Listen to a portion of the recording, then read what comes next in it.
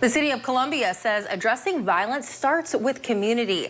That message was front and center at tonight's Let's Talk Local event, where residents shared powerful stories about transformation and safety. Our ABC 17's Mitchell Kaminsky joins us live in studio.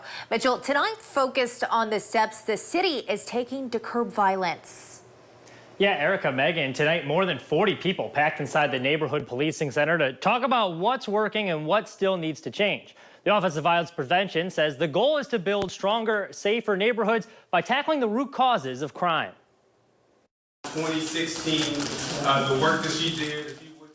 The conversation at Columbia's Let's Talk Local event wasn't just about numbers. It was about neighbors. Sophia Smith moved to North Columbia nearly a decade ago, an area plagued by gunfire and fear, until an incident propelled her to help.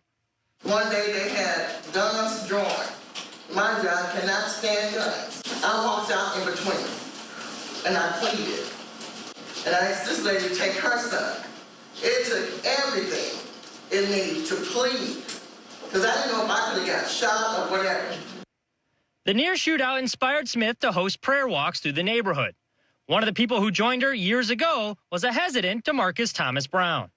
We'll do it one time. Statistics are getting shot just doing it once. She said, no, we're going to do it for 7 days. I said, there we go. Yeah, we're getting shot. You know what? We did that, and people started to come out their doors. Brown says those grassroots efforts are exactly what his office is building on, connecting faith, outreach, and prevention to reduce violence before it starts. Community violence intervention is not something that happens in a vacuum and is new. People have been doing this for a long time.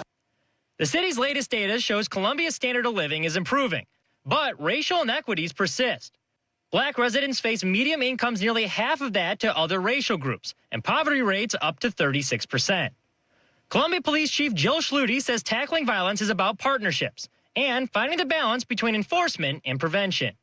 So we are asking the police to do a lot of different things that aren't their lane. I'll tell you honestly, that's one of my biggest fears about retention, is that we won't be able to retain people because we're asking them to do too much.